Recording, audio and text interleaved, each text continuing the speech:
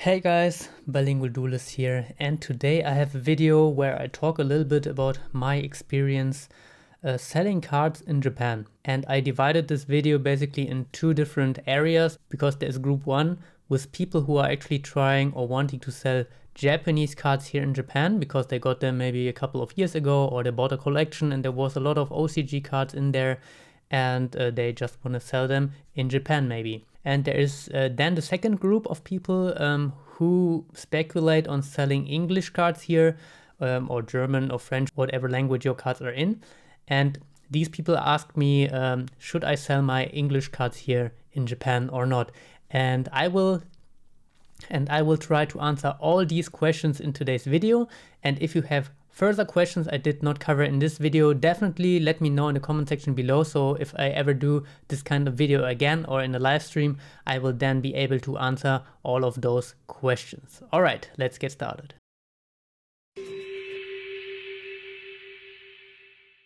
Hey guys, welcome back to the video. And yeah, I have made some notes here because it's a longer video and I don't want to miss any important stuff here. But first of all, the main question of today's video is, should you sell your cards in Japan, whether it is English cards, Japanese cards, or any other language? And let's maybe start with the Japanese cards first, all right? And first of all, this is not an easy question to answer. So if you would ask me, should you sell your cards in Japan? I would say maybe. And it depends on a couple of things, and I'm going to cover all these things right now. And first of all is your expectation. So basically you have a couple of cards, maybe you have hundreds or thousands of cards, you have maybe sealed product or whatever from Japan. By the way guys, make sure it's not Korean, okay? Make sure it's Japanese, because Korean cards usually don't have much value. I know it sounds cruel, but despite of first edition Korean cards, you're most likely not getting any money from Japanese stores for Korean cards. So that's just a heads up here for you guys. But back to the question, what do you expect? And what do I mean by that is basically, are you expecting to make a lot of money selling your cards here in Japan? Or are you just trying to basically get rid of all your cards, sell them all at once at one place maybe, and just collect the money for that? And if you are the kind of person who wants to maximize their profit and to get as much money as possible, I would definitely say don't bring your cards to Japan. Why? Because if you think logically about what you're thinking about to do, is you are bringing very exotic, exclusive cards from US or EU, wherever you are, to Japan. And Japan is basically the origin of all of that stuff, right?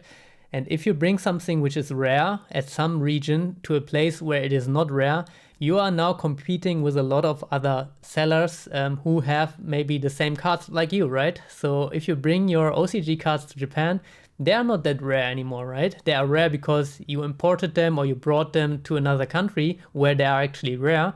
But in Japan, they are not really that rare, unless we are talking about tournament promos. That would be a whole different topic.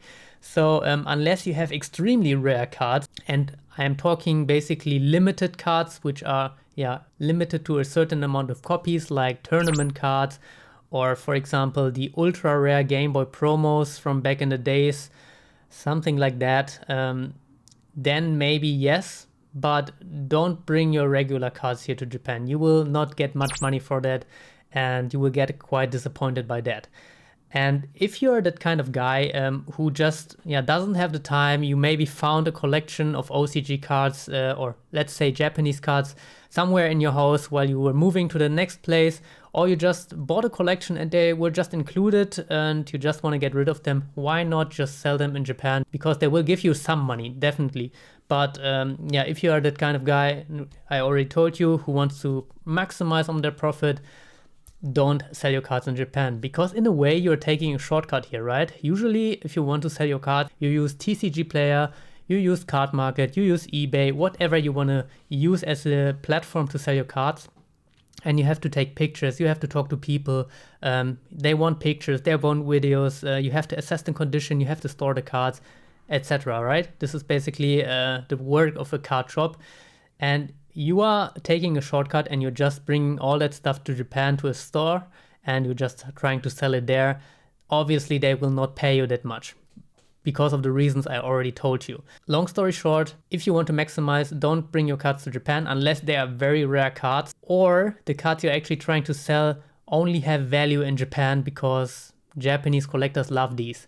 And an example for that kind of cards, sorry that the story is continuing all the time, but an example for that would be first generation Yu-Gi-Oh cards, right? With the biggest layout, with the biggest artwork layout. They have 3 letters for attack and defense and no Eye of Anubis. These kind of cards are very rare in good condition only, not if they're like excellent.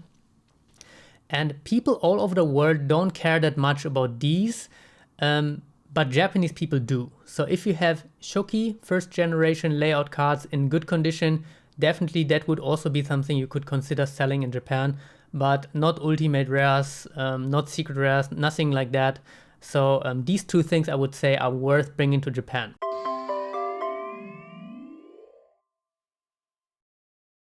And now let's talk about English cards. And English cards, guys, I have to tell you, are very hard to sell in Japan. There is not that many people liking English cards. It's not the opposite way, or it's not vice versa. There is a lot of foreign people liking Japanese cards for various reasons, obviously, because the cards which were printed in Japan could be considered OG, right? Because they just were made in Japan. Kazuki Takahashi was a Japanese person, an illustrator. So Japanese cards have a lot going for them. Don't get me even started on exclusive stuff and all that cool stuff we only have in Japan. But there is definitely way more interest from foreign countries into Japanese cards than Japanese collectors have interest in English cards. And there is some exceptions, and I'm going to tell you the exceptions right now. And for example, there is stuff we don't have in Japanese. It's crazy because we usually have everything here in Japan. But there is actually some things we don't. And one example I would like to mention right now is retail ultimate rares. Because in Japan, starting from Soul of the Duelist, the ultimate rares we got in the core sets were just ultra rare ultimate rares, or super rare even. Yeah, super rare as well. But we didn't get the rares as ultimate rares. So for example, Elemental Hero Bubbleman, a beautiful, beautiful card. We don't have an OCG, or at least we don't have a Japanese copy of that available. Therefore, these kind of cards can be quite desirable because there is no other option for us, right? And we would like to get them in a collection, so we have to go for English ones. There's just one problem with that, and it is Asian English cards. And since Asian English cards were distributed in Asia, they are again more accessible here in Asia than anywhere else on the world. And high-end collectors tend to go for Asian English cards for retail ultimate rares, but they are always very expensive. I mean, I can't think of any ultimate rare which is not at least 3 figures in a somewhat decent condition. So still there might be people who are interested in purchasing retail ultimate rares, and language-wise, I would say English would be the best, the easiest to sell. Then German and French and Italian, Spanish, Portuguese, I think you shouldn't even bother. Italian, Japanese people want English, and for some reason they want German cards, but other languages will be really hard to sell. And the next problem with English cards is actually who's going to buy them, right? Because most card shops here in Japan just buy Japanese cards and just sell Japanese cards, and they're not interested in purchasing any other language than that. There is maybe a couple of places I've seen which actually had some English or other language cards available, but it is very limited, and I think it will be really hard for you to actually find a place. There is 2 places I can mention right now for you guys, so if you want to take notes, just go ahead. And the first one is Fukufuku Toreka in Akihabara, and it is the place on the Maid Street. There is multiple Fukufuku Torekas in whole Japan, even in Tokyo there's multiple ones. And even in Akihabara there is, I think, 2 or 3, I think it's 2.